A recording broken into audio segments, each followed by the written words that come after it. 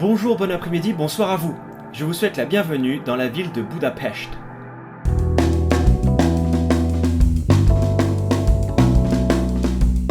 On ne le sait pas forcément, mais Budapest est né d'une fusion en 1873 de trois villes, Óbuda, Buda et Pest. Un peu comme Prague, la ville a vu passer énormément d'ethnies. On peut citer par exemple les Magyars, le peuple a un palais dragon, les Mongols, les Turcs qui ont occupé la Hongrie pendant presque 2 siècles, et les Habsbourg qui sont définitivement partout. La perle du Danube a même réussi à être la plus puissante ville de l'Empire austro-hongrois derrière Vienne, ce qui n'est pas rien. Vous commencez à être habitué, Budapest avec les rives du Danube, le quartier du château de Buda et l'avenue Andrassy est classé au patrimoine de l'UNESCO depuis 1987. Je vois Budapest comme une ville qui abrite une jeunesse pleine de vie moderne et un patrimoine offrant tous les styles possibles, aussi bien européen qu'oriental. On retrouve également tous les styles de visiteurs possibles, puisqu'une étude indique qu'en 10 ans, la ville a gagné plus de 2 millions de visiteurs, atteignant en 2019 4,6 millions. Ce succès n'est pas dû au hasard, car la ville a beaucoup d'atouts et d'as dans sa paire de manches. Mon Dieu, je n'arrive pas à croire que j'ai dit ça. Enfin, pour l'heure, laissez-nous vous présenter avec Noéco un monument complètement inhabituel et 2 autres dont la promotion n'est plus à faire. Alors suivez nos déambulations à travers cette cité cosmopolite.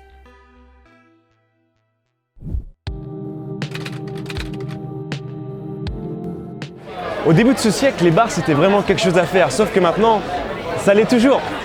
Mais à Budapest, ils ont un concept encore mieux que des bars en ruine. Essayons de comprendre ce phénomène avec le précurseur du genre, le Simplakert. En 2004, un bâtiment a été sauvé de la destruction par une start-up qui rêvait d'ouvrir leur bar.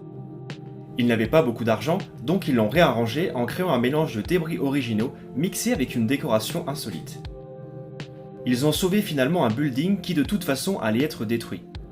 Les pubs en ruine étaient nés au sein du quartier juif de Budapest. Désormais, chaque bar est unique. Ce genre particulier et cette tendance des bars en ruine n'est pas prête de s'arrêter. Elle continuera dans les prochaines années d'éclairer les ruelles de Budapest, peut-être en proposant toujours plus de concepts novateurs. Des idées ? Moi j'en ai 2 ou 3. Une piste d'hélicoptère, le Jurassic Bar avec un karaoké dino à l'intérieur, ou le lampadaire magique, qui éclaire les boissons que votre cœur désire.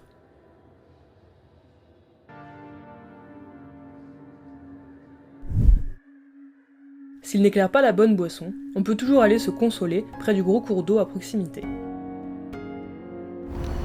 Nous allons désormais voir 2 choses proches du Danube qui sont quasiment côte à côte.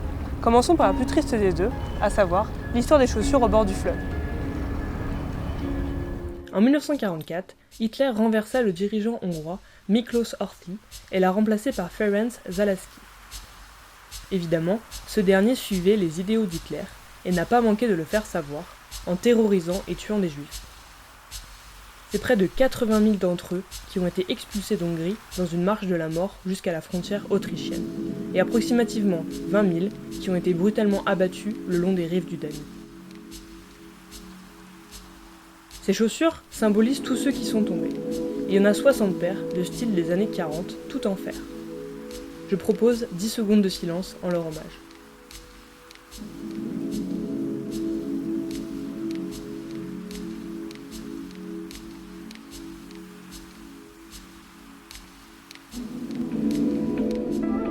Bien, le deuxième monument est le Parlement hongrois. Avec sa superbe symétrie, on le croirait presque sorti d'un film de Wes Anderson. Il est le siège de l'Assemblée nationale de Hongrie. Ce bâtiment, bien qu'il ait des allures néo-gothiques, date en fait de 1904, ce qui est plutôt récent pour un bâtiment de ce genre. Vous pouvez le visiter avec un guide dans 8 langues différentes, français et hongrois inclus, si jamais l'envie vous en prend. Lorsqu'on contemple de nuit comme de jour ce bâtiment, une étrange aura se dégage de cette incroyable construction. Tant d'éloges ont déjà été faites sur cette prouesse architecturale qu'il nous est difficile de trouver de nouveaux qualificatifs. Il y aurait de quoi faire plusieurs autres vidéos pour développer les richesses de cet édifice. Du fait de sa position géographique stratégique au centre de la ville, il est l'emblème de la capitale hongroise.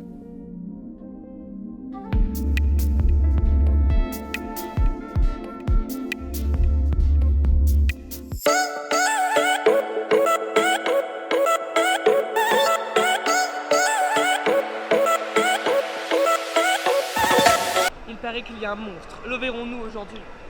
Je ne sais pas. Le monstre! Ceci conclut la vidéo sur la ville de Budapest. N'oubliez pas de vous abonner pour soutenir mon travail et de partager pour aider au développement de la chaîne. Une dernière vidéo sur la ville de Vienne viendra terminer cette série Interrail. Il est encore temps de rattraper les premières avant la toute dernière. Bonne fin de journée à tous et continuons d'augmenter notre nombre de vagabonds. A bientôt!